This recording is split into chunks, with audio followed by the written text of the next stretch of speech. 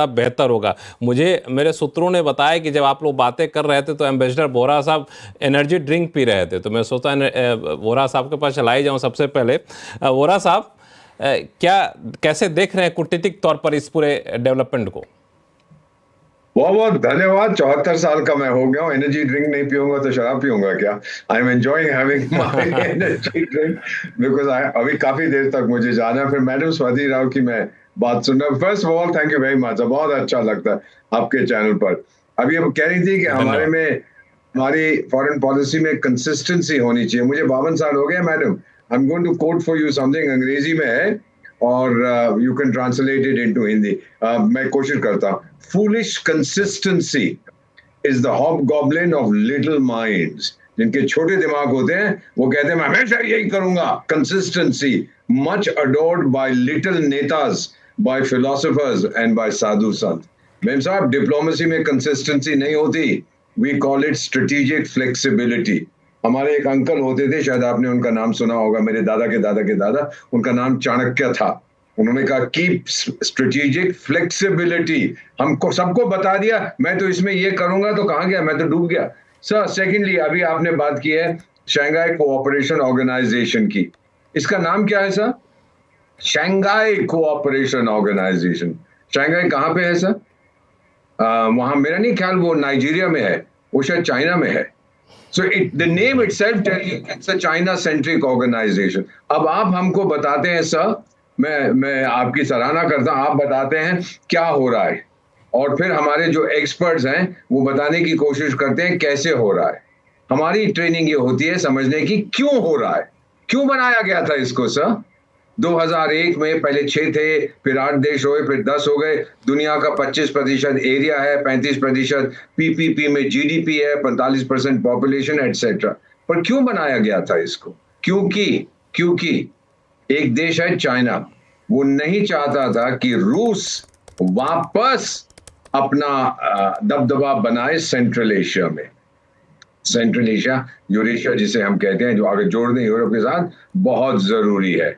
वहां पर चीन कहता था सोवियत संघ तो भाग गया, अब मैं वहां पर चौधरी बनूंगा। इनिशियली रशिया को बहुत नाराजगी हुई थी इसके ऊपर, लेकिन बाद में जब रशिया खुद थोड़ा कमजोर पड़ गया और चीन के साथ उसने डार्लिंग शुरू कर दिया, तो उसने इसको स्वीकार किया।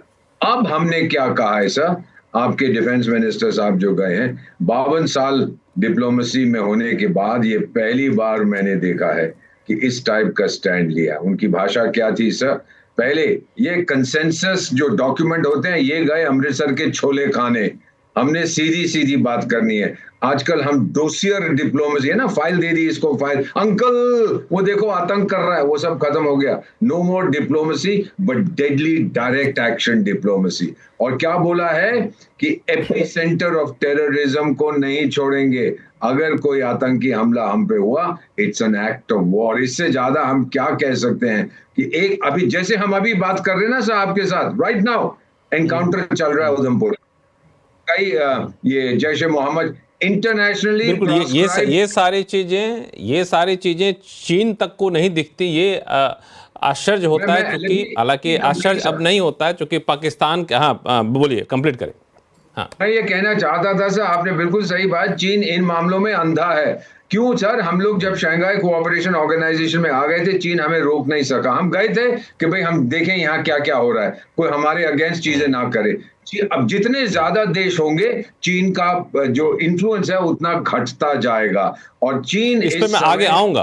हाँ, इस पे मैं आगे चलकर आऊंगा कि क्या, हाँ, कि इस पे मैं आगे चलकर आऊंगा कि क्या इसकी सदस्यता को लेकर आगे हम लोगों को कुछ नई रणनीति अपनानी पड़ेगी।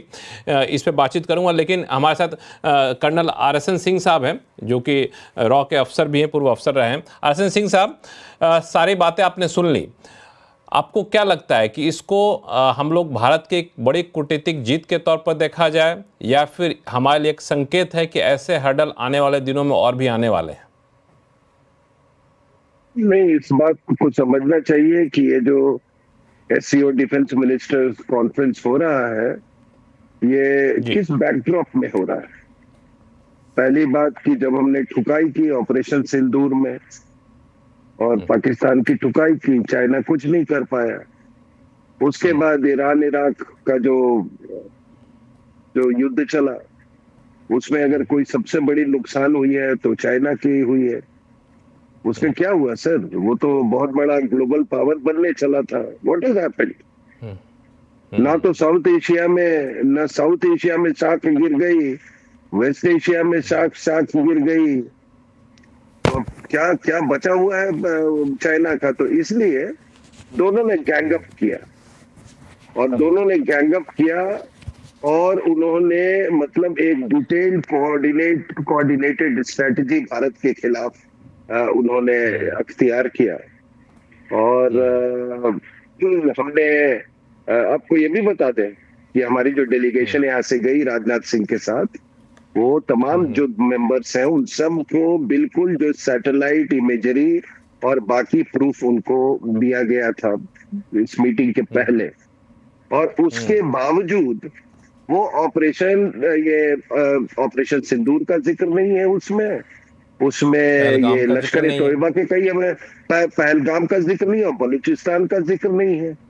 अब भाई साहब, बलूचिस्तान का तो आप देखिए ना, चाइना को तो मुनीर से पूछना चाहिए ना।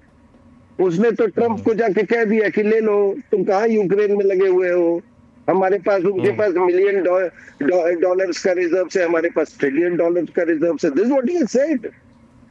तो उनसे जाके आप बातचीत करो ना। और ये पहली बार हुआ है साहब कि जॉइंट कम्युनिके पहली बार हुआ है कि इशू नहीं हुआ है। तो अगर हम मान लीजिए, अगर हम कुछ ऑब्जेक्ट नहीं करते, तो फिर तो ये लेजिटिमाइज हो जाता है ना पाकिस्तान का टेररिज्म। तो इसलिए हमने केवल प्रोसीजरल डिसेंट नहीं किया है। We have not confined ourselves to procedural dissent. हमने बिल्कुल स्ट्रेटेजिक डिसरप्शन किया है इस बार। And that is where I feel मेरा सीना चौड़ा हो जाता है। बिल्कुल स्ट्रेटजिक हमने, हाँ बिल्कुल, ये परंपरा से हटकर है, और भारत ने बिल्कुल अपना यहाँ पे दिखाया है कि हम कहीं कोई कंप्रोमाइज करने की स्थिति में है नहीं।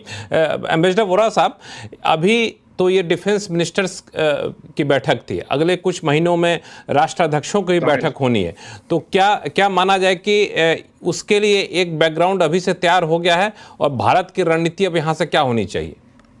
शुरुआत हमने की है एससीओ के साथ कि ये कंसेंसस की भाषा गई, चले जाओ जाके चिंग चोंग पिंग पोंग का जो भी वो खिलाता है चीन, वो जाके खाओ। हम लोग वही करेंगे जो सीधा हमारे हित